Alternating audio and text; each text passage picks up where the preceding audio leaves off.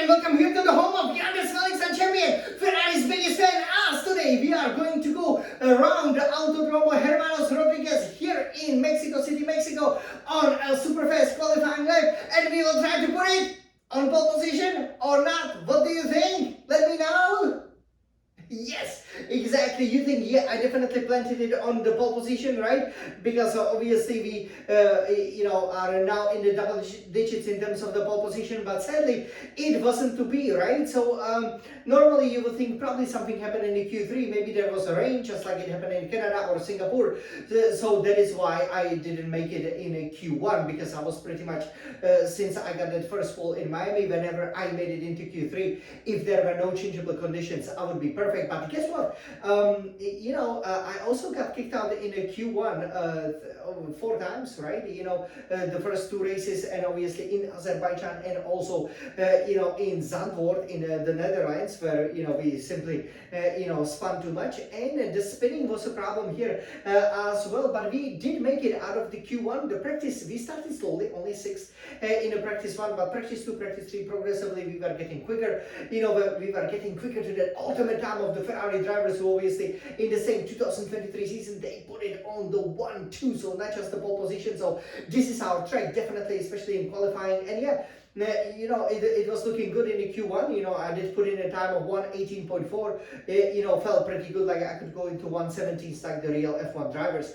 Then the Q2 happened though, and I went on the first run, and as you probably already know, I did realize that the best way to approach the qualifying in the Formula 1 season, especially nowadays, is to do the simple first run, the kind of the banker lap in, right? Which makes sure which ensures your qualification to the next round, and then instead of burning another set of tires like they do in F1, for example, right? Where, for example, in Q1 you would go on a fresh sort of tires, and then, for example, another fresh, just to make sure you qualify.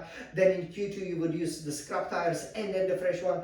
Then in Q3 scrap tires and the fresh one. Just too many tires to be used, because you also want to have the fresh new set, especially of the soft tires for the race itself. Especially, for example, if you want to use them, let's say at the beginning, or especially at the end, right? If you have a safety car 10-20 laps from the end, you put in a set of fresh soft tires, you're gonna win.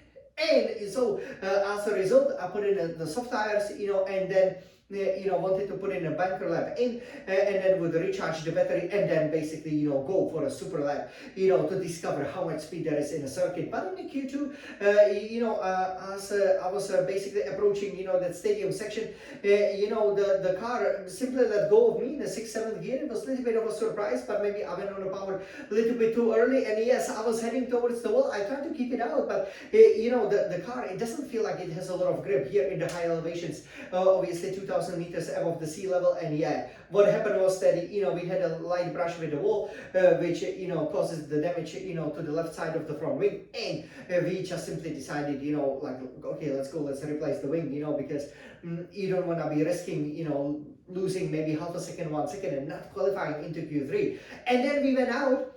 And guess what? We would only then have 1 lap, because we would run out of the time. And actually, we ran across Alexander Albon from Williams. And what happened was that for whatever reason, he was not going that fast. But when he finished his lap, or was it a lap?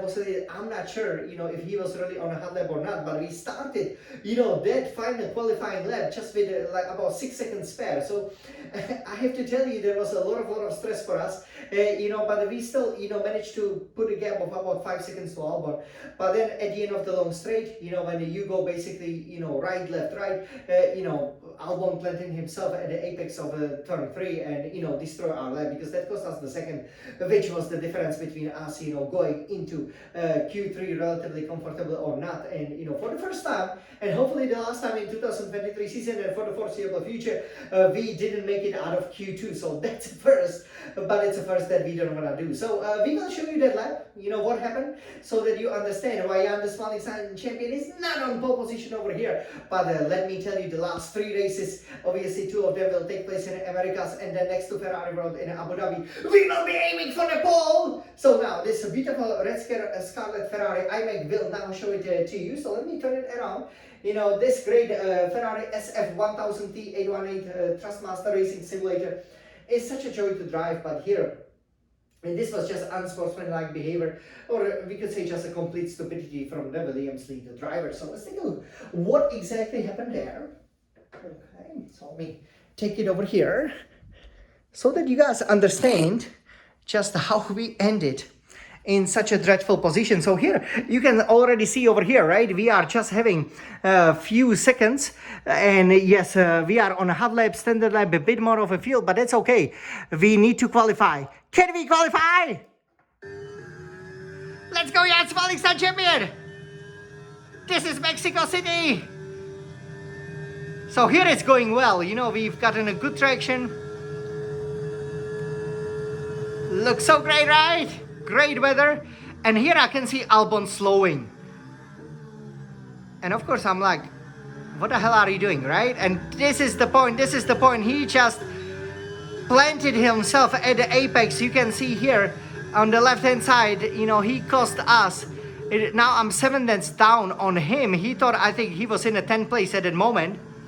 So just wanted to keep up and qualify, but he would be knocked out by, I believe, Ocon. And then here we were a bit off the line, but still okay. But you know, now we have almost second to make up, guys.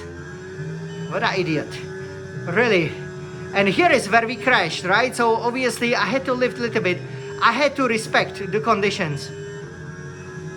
Can we make it around the stadium? Yeah, we don't wanna, you know, it's easy to go offline, cut the corner, you are out. Bit wide, but can we make it?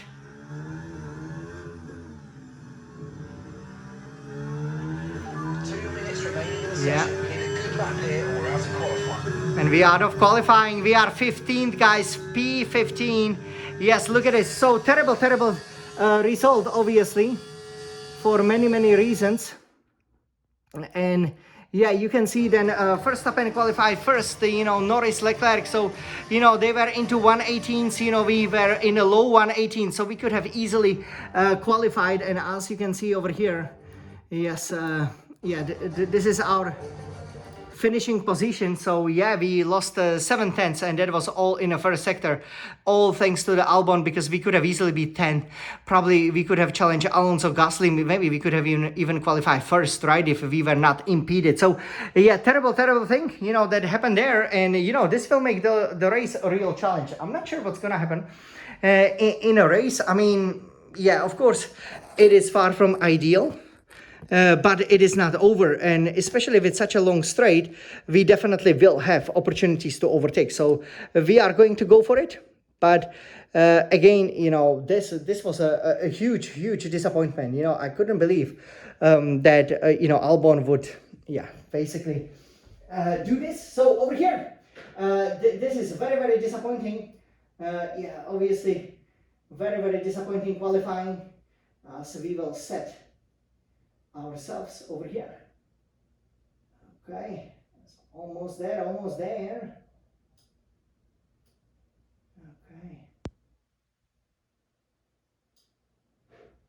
yes.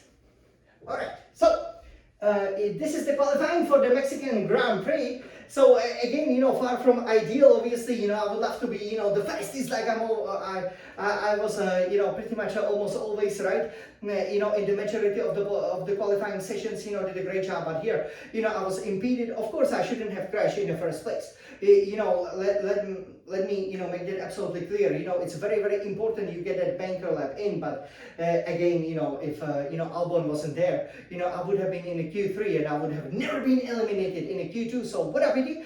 But from the 15th place on the grid, we will see what we can do. Should we put in new engine components? Well, I don't know. They've been breaking up a lot. So let's hope we can make it to the finish, because, you know, first, in order to win, first you have to finish, right? So wish me good luck with that. And, you know, let's go for a big fight. I'm sure it's going to be very exciting with lots of overtaking maneuvers. I cannot wait for the race to come. We don't have much to play for, but we want to get at least 100 points. Obviously, there are, I believe, 112 points on offer in the remaining 4 races of the 2023-2023 FIA Formula 1 season. So let's go for it, Jan, the Smalingstad champion. You can do it. Forza Ferrari!